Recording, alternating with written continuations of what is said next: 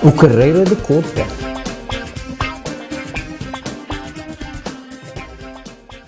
Pois, a história do Carreira de Cota, eu tenho conhecimento dela por causa de toda a documentação que o meu avô me deixou. Não é de documentação oficial.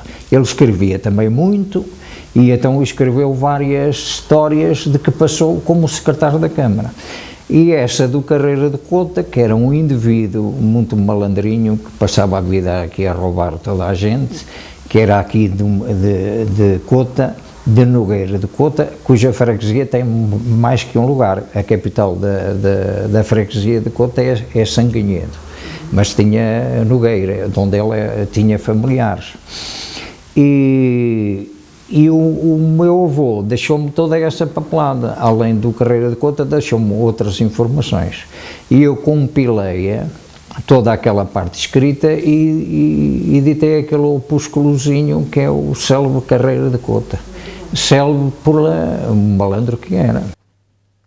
No início do outono de 1893, uma onda de assaltos e roubos à mão armada assustam a população da região do atual concelho de Vila Nova de Paiva e da freguesia de Cota, no concelho de Viseu, sem quaisquer indícios de quem seriam os responsáveis. Corria o boato de ser uma quadrilha. O medo e o pânico não deixavam que qualquer caminhante se arriscasse a ir a Viseu durante a noite. Afirmava-se que os bandidos se escondiam nos aquedutos da estrada, atacando à noite, surgindo algumas vezes com trajes femininos. Existiam testemunhas que confirmavam estes factos, mas sem saber quem eram realmente estes bandidos. Até que um dia se veio a suspeitar que a quadrilha era capitaneada por um rapaz de pouco mais de 20 anos, de apelido Carreira, natural da freguesia de Cota, filho de boa família, entre a qual se destacavam os tios, o padre Carreira, capelão de Infantaria 14, e Joaquim Coelho Ferreira Carreira, recebedor na comarca do Sátão, aqui muito conhecidos e estimados pelo seu correto e honesto proceder. O engraçado disto tudo é que o sobrinho era assíduo frequentador da igreja de Vila Nova de Paiva, onde ia assistir à missa sendo estimado por todos. Inicia-se então uma difícil tarefa, pois o responsável destes casos, o administrador do concelho, Manuel Cardoso Torres Fonseca, com receio de ferir a pessoas da sua amizade e convivência, delegou em Júlio da Fonseca e Sousa a tarefa difícil de investigar este caso e partiu para Severo até à sua conclusão. Olha, o meu avô, a situação dele profissional era secretário da Câmara Municipal de Vila Nova de Paiva, que era a capital do concelho de Fráguas, porque o concelho de Fráguas perdeu a sede como capital do concelho e passou a ser Vila Nova de Paiva. Vila Nova de Paiva passou a ser capital do concelho de Fráguas. E o meu avô, como era secretário da Câmara, tinha que se deslocar, residia em Vila Nova de Paiva e tinha que se deslocar todos os dias a Fráguas, que era onde funcionava a Câmara. Embora fosse Vila Nova já mais tarde, depois sede do concelho. O meu avô veio para cá muito cedo como amanuense da Câmara e depois com o tempo foi sendo promovido e passou à categoria de secretário da Câmara. Mais tarde é que ele tem uma promoção e passa a secretário da Câmara de Lamego, onde esteve também muito tempo. E quando já estava terminada a investigação e organizado o auto com prova suficiente contra o arguido, chegou um ofício de Viseu assinado pelo comissário da Polícia Administrador do Concelho, pedindo que o preso fosse enviado para a cadeia de Viseu, devidamente custodiado, para responder no tribunal daquela comarca, por ele haver praticado crimes mais graves em Viseu que em Vila Nova de Paiva. A calma regressa à população. Era filho e sobrinho de muito boa gente. Teve um tio que foi padre e capelão do Regimento de Infantaria 14 de Viseu, que o protegeram muito e talvez o protegessem demais, porque se o travassem a tempo ele não tinha feito tanta asneira. Porque a zona da malandrice dele, os assaltos, os roubos que fazia, era toda esta região. As pessoas andavam apavoradas. As pessoas andavam apavoradas, especialmente em Vila Cova Coalheira, que foi onde ele mais atuou. Ele aqui na vila não atuou muito, mas em Vila Cova, Touro e outras freguesias, Alhais, atuou mais à volta da região dele. E depois acho que desaparece um tempo tenho uma informação que não é muito correta, que ele também esteve em Armamar. E em Armamar até há uns carreiras, que se calhar são descendentes deste malandrico. Até que um dia se sabe que o Carreira de Cota foi posto em liberdade logo que chegou àquela cidade. Esta notícia foi recebida com grande espanto e confirmou-se quando uma pessoa de Cota esclareceu que os tios de Carreira que foram responsáveis por este ato, contratando o Dr. Santar, hábil e astucioso advogado, que arquitetou um plano para manter o menino de boa família livre da prisão. O Carreira retraiu-se durante alguns meses de novas proezas e não mais foi visto durante esse período. Regressava à calma à região. Mas no início do inverno de 1894, na freguesia de Vila Cova à Coalheira, o pânico volta à população com assaltos sucessivos nas alcarias, guardas de gado na serra e no campo, e as suspeitas recaem de novo no Carreira e num tal Batista, seu faca de mato, pois são vistos na Serra da Nave. Júlio da Fonseca e Sousa, mais uma vez, fica investido de funções policiais e é responsável pela investigação e captura do Carreira, convicto que é desta que o Carreira é condenado. Requisita a polícia de Viseu para as perigosas diligências a efetuar. Então começa a caça ao Carreira. Durante 2 dias, o regedor de Vila Nova, António Sá Marques, e a 2 cabos de polícia da vila, bem armados e municiados, batem 3 noites consecutivas as quintarolas da nave, mas só à terceira conseguem deitar mão a um dos arguidos, o Batista, o faca de mato do Carreira. O Carreira sumira-se nas trevas como um doente. Passaram 15 dias em que o Batista está a ferros e o Júlio da Fonseca e Sousa não tem meios para lhe arrancar a mais simples confissão. Nem com a detenção de sua amante, que é casada mas tem um homem no Brasil, lhe conseguiram retirar o paradeiro do Carreira. E para o apanharem,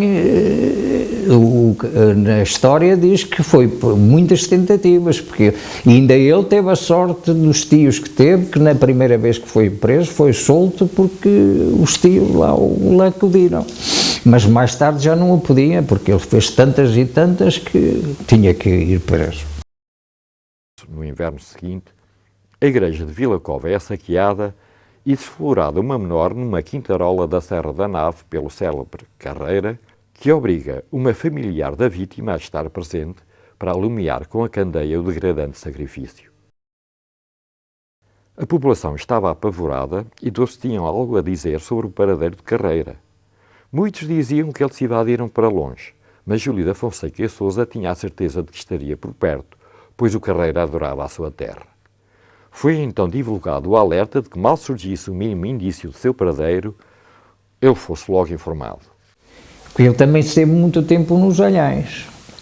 Era um curandeiro que apareceu por ali. Foi na altura que o meu avô tomou a iniciativa de o mandar prender, porque já há muito tempo que andavam atrás dele. Em abril de 1895, o regedor da freguesia de Alhais vai ter com Júlio da Fonseca e Sousa a sua casa para lhe dizer que há 2 dias atrás um homem suspeito estava numa taberna em Alhais de Baixo, dizendo ser um cirurgião e que dava consultas. E o regedor disse ter sido informado por alguém que conhecia bem o fugitivo que o homem da taberna era o próprio Carreira, sob o disfarce de médico. O Júlio dá a ordem ao regedor, que regressa aos Alhais, e acompanhado de cabos de guarda, prenda o Carreira e o traga à Vila Nova. O regedor, temeroso do que lhe pudesse acontecer, recusa, e Júlio da Fonseca e Sousa tem de socorrer do regedor de Vila Nova, mais afoito, para que prendam o Carreira. O falso cirurgião, após várias tentativas de negar ser o Carreira de Cota, acaba por confessar, mas não assume as culpas de ter roubado a igreja e de ter desflorado a rapariga. Assume ter tido cópula com ela, mas por sua livre vontade e com consentimento de sua tia. Carreira tentou várias artimanhas para que Júlio da Fonseca e Sousa lhe perdoasse, mas em vão. Em todas as terras onde ele fez as neiras, especialmente o Touro e Vila Cova, a gente fala no Carreira, esse malandro de Carreira de Cota. Toda a gente aceita. É por isso que muita gente de Cota também evita falar no Carreira, porque sabem a história má daquele filho da terra, que não prestigiou a localidade, nem a terra onde nasceu. Foi sempre um homem mau até que foi preso. E as pessoas da terra evitam falar no Carreira, porque o Carreira não deixou grande história para uma terra. Embora haja muito boa gente em Cota. Foi. Ele também tinha este defeito, abusava um bocadinho. Era um homem que, embora de boas famílias, tinha uma má formação. Após 15 dias de detenção e depois de instruído o processo, é levado a pé da cadeia de Fráguas para Vila Nova, onde se juntaria o grupo de Júlio de Fonseca e Sousa para seguirem a cavalo para Castro Daire, onde o preso seria julgado. Mas em Vila Cova gera-se a confusão. Pedindo justiça pelas próprias mãos, o povo aguardava-os no largo da igreja por onde tinham de passar. Homens e mulheres armados de enxadas e foices, e alguns com espingardas, gritavam pela condenação ali em público do bandido, declarando que aqui as fez, aqui as há de pagar, e que o povo já o havia condenado à morte. O grupo que conduzia o prisioneiro ainda conseguiu alcançar o lugar de mosteiro, onde se refugiou em casa do juiz de paz José Ferreira dos Reis, na esperança que agentes enfurecida se iriam acalmando e eles poderiam seguir viagem. Júlio da Fonseca ainda tentou acalmar os ânimos das mulheres, as mais exaltadas, mas a resposta que obtinha era que o homem estava condenado à morte pelo povo e ali havia de morrer. O juiz de paz também tentou acalmar os ânimos, os homens foram-se afastando, mas as mulheres continuam revoltadas e decididas. Foi elaborado um plano para retirar o preso vivo dali. Enquanto o Júlio da Fonseca e Sousa falava da varanda da casa do juiz às mulheres revoltadas, 2 dos guardas do preso saltavam os muros das traseiras da casa com ele e montavam nos cavalos e seguiu em direção a Pendia e depois a Castro Daire. O Carreira faz vários tentativos pedindo clemência e que lhe deixassem falar com seus parentes de influência, mas tudo em vão. Foi então condenado a pena maior junto com seu cúmplice. Acaba aqui este surpreendente acontecimento que tanto atormentou as populações de Vila Nova de Paiva e arredores. O descanso voltou à povoação. E o Carreira? Cumpriu a pena ou não? Deste Zé do Telhado da região, que mais tarde Aquilino Ribeiro apelidará de Terras do Demo, mais nada se sabe. Olha, há uma parte que está muito obscura, que é o que é que aconteceu ao Carreira. O Carreira teve uma pena muito grande. Foi entregue na cadeia de Castro Daire. Mas ele não podia cumprir essa pena maior em Castro Daire. Portanto, ainda falta saber o que é que aconteceu ao Carreira. Para que prisão foi? Quantos anos esteve preso? Saiu da prisão, tornou-se boa pessoa ou continuou a ser mau homem? Portanto, essa investigação ainda não foi feita, portanto, essa história ainda continua. Eu limitei-me só a transcrever o que o meu avô me deixou até ao dia que ele foi preso. Mas depois daí, ainda há uma coisa, ele voltou à terra dele, a família sofreu por ele ter sido preso. Há muitas questões, não é? Há muitas questões ainda a levantar e há necessidade de conhecer a história verdadeira do Carreira.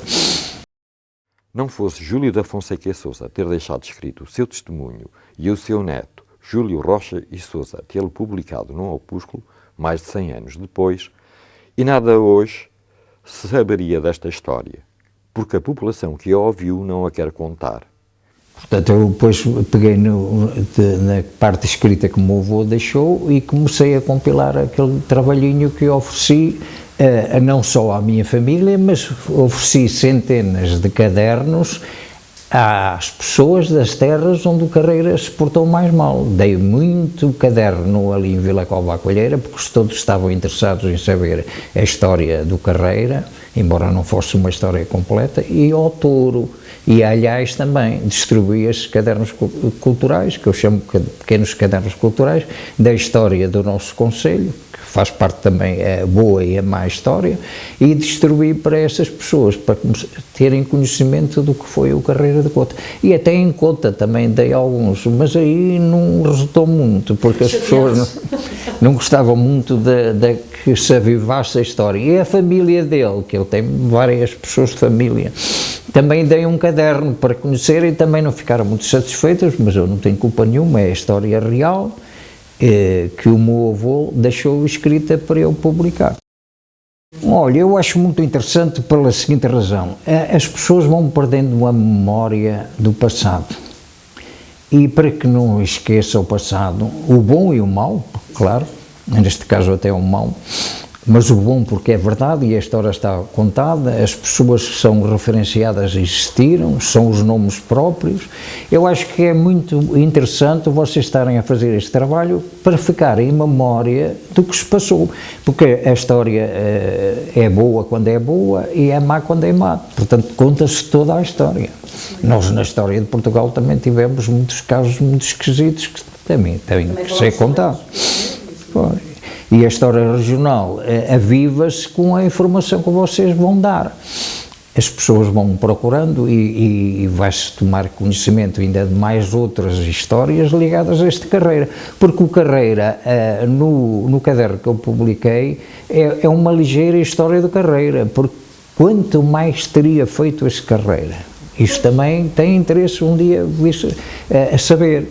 E é com estas pequenas achegas que se motivam as pessoas a fazer mais pesquisa para saber quem é o verdadeiro Carreira, porque ainda não se sabe bem até que ponto chegou a maldade do Carreira.